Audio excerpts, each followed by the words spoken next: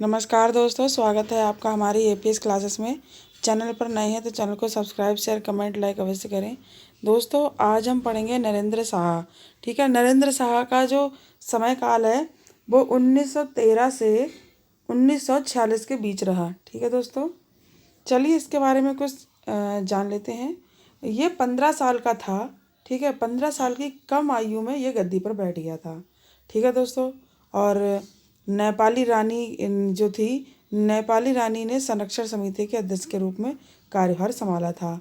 ठीक है, और दोस्तों इस समिति में वरिष्ठ सदस्य जो थे, वरिष्ठ सदस्य के रूप में नरेंद्र शाह के जो चाचा थे विचित्र शाह, ठीक है, वो भी शामिल थे। और हरिकृष्ण रतूड़ी के द्वारा रचित नरेंद्र हिंदू लॉ कॉलेज जो था उसको भी इन्होंने लागू करवाया था। दोस्तों कुमाऊं कमिश्नर के हस्तक्षेप के बाद, ठीक है दोस्तों, जब कुमाऊं कमिश्नरी का हस्तक्षेप हुआ उसके बाद 1916 से 1919 तक म्यूर संरक्षण समिति के अध्यक्ष बने रहिए। ठीक है, और बाद में मियो कॉलेज अजमेर में पढ़ने चले गए, और पढ़ते ही पढ़ते इनका कमले इंदुमती जो थी एक तथा या फिर इंदुमती, इनके साथ इनका विवाह हो गया। ठीक है दोस्तों, ये तो इनकी कुछ जीवनी थी। अब इनके कुछ कार्य देख लेते हैं। ठीक है, जो नरेंद्र शाह के समय हुए विभिन्न कार्य थे उन पर एक दृष्टि डालते हैं। सबसे पहले तो जो इनने शिक्षा संबंधी कार्य सुधार किए थे उन पर एक दृष्टि डालते हैं। ठीक है, नरेंद्र शाह के शिक्षा सुधार, शैक्षणिक सुधार। तो जो सबसे पहला सुधार था वो 1934 में राजा ने बनारस हिंदू विश्वविद्यालय को 1 लाख रुपए की सहायता प्रदान की थी। ठीक है, और इन्होंने मदन मोहन मालवीय जी जो थे, मालवीय जी ने विश्वविद्यालय में Kirti Shah chair of industrial chemistry की भी स्थापना करवाई थी। ठीक है, इनके सहयोग से। और बनारस हिंदू विश्वविद्यालय जो था, बनारस हिंदू विश्वविद्यालय ने इन्हें 1937 में LLD की मानद उपाधि से सम्मानित किया था। ठीक है, किसने? बनारस के हिंदू विश्वविद्यालय ने। ठीक है, और दोस्तों 1923 में राजा ने टिहरी नगर में सार्वजनिक पुस्तकालय की भी स्थापना करवाई थी। ठीक है, तो सार्वजनिक पुस्तकालय की स्थापना किसने करवाई थी? तो वो नरेंद्र शाह ने कराई थी। और कहाँ कराई थी? टिहरी नगर में कराई थी। कितनी सन में कराई थी? 1923 में करवाई थी। ठीक है, चलिए आगे पढ़ते हैं। 1938 में, ठीक है, 1938 में टिहरी में, ठीक है, काष्ठ कला विद्यालय की स्थापना करवाई थी इन्होंने। ठीक है, कौन से कला कराई थी? काष्ठ कला विद्यालय की स्थापना। और 1940 में प्रताप हाई स्कूल को इंटर कॉलेज बना दिया गया। जो प्रताप शाह जो थे उन्होंने स्कूल जो बनवाया था, फिर उनके स्कूल को high school, junior high school बना दिया था कीर्ति शाह ने। अब उसी स्कूल को इन्होंने 1940 में आके क्या है, इंटर कॉलेज बना दिया। ठीक है, और अगस्त 1942 में टिहरी में ही कन्या पाठशाला की स्थापना करा दी। फिर इन्हें लगा कि महिलाओं के लिए भी कुछ होना चाहिए, महिलाओं को कुछ अलग विद्यालय होना चाहिए, अलग शिक्षा ग्रहण करने का अवसर मिलना चाहिए। और उनकी स्थितियाँ परिस्थितियों को देखते हुए उनकी सुरक्षा हेतु इन्होंने एक अलग पाठशाला की व्यवस्था कर दी, कन्या पाठशाला की। ठीक है दोस्तों, ये तो कुछ शिक्षा संबंधी कार्य थे। आइए चिकित्सा संबंधी कुछ सुधार देखते हैं।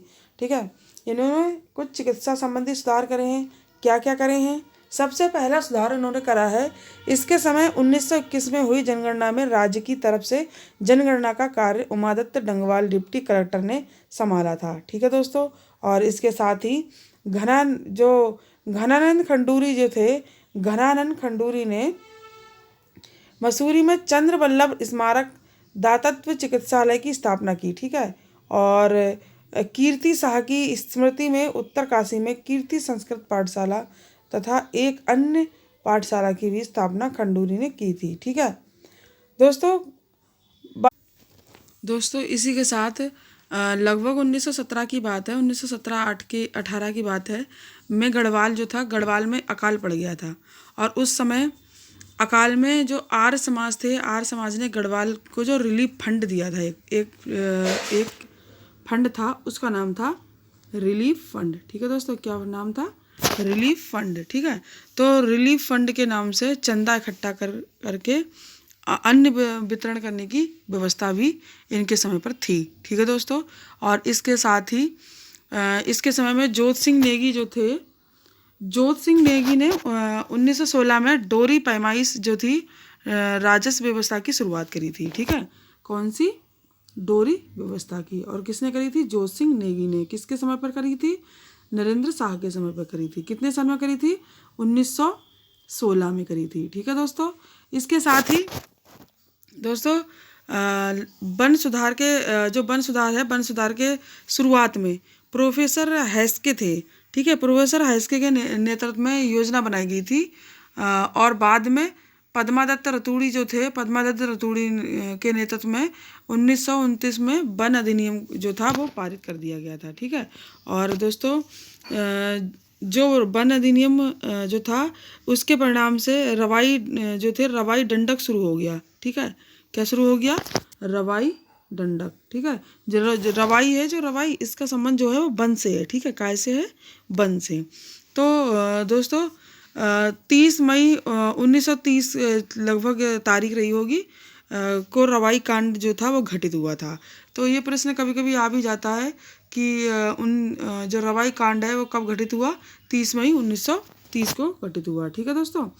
और बात करते हैं दोस्तों प्रथम विश्व युद्ध में शहीद गब्बर सिंह नेगी जो थे वो 1925 में, ठीक है, चंबा में स्मारक उनके नाम का बनाया इन्होंने। ठीक है, जो उसमें एक गब्बर सिंह नेगी थे। ठीक है, कौन थे? गब्बर सिंह नेगी। वो शहीद हो गए थे, तो उनकी याद में एक स्मारक भी नरेंद्र शाह ने बनवाया था। ठीक है।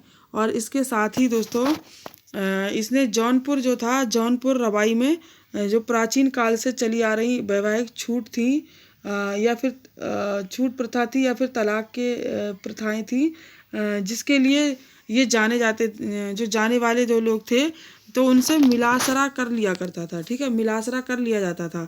तो मिलासरा कर और प्रत्येक व्यक्ति से लिए जाने वाला जो सौड़ी कर या शेर कर हुआ करता था, उनसे भी इसने मुक्ति दिलवाई। ठीक है, बहुत सारे करों से भी इसने मुक्ति दिलवाई। फिर दोस्तों इसके समय पर एक और महत्वपूर्ण बात रही, अगस्त समझौता। ठीक है, जो अगस्त समझौता था वो 29 अगस्त 1946 में राज दरबार एवं प्रजामंडल के मध्य में हुआ। ठीक है, और समझौता जिसमें प्रजामंडल द्वारा राज्य कार्यों में बाधा ना डालने की शर्त रखी गई। ठीक है, और आंदोलनकारियों को जेल से रिहा कर दिया गया। जो अगस्त समझौता हुआ था, अगस्त समझौते में दोस्तों क्या हुआ था कि 29 अगस्त 1946 में जो राज दरबार के लोग थे, राज दरबार और प्रजामंडल के जो बीच में एक समझौता हुआ। ठीक है, इसमें प्रजामंडल के द्वारा जो राज्य के कार्यों में जो बाधा ना डालने की शर्त रखी गई थी, उसी एक तो ये शर्त रखी गई थी, और दूसरा आंदोलनकारी जो भी हैं उनको रिहा कर दिया जाए, ये शर्त रखी थी। ठीक है दोस्तों, ये समझौता भी किसके समय पर हुआ? नरेंद्र शाह के समय पर हुआ।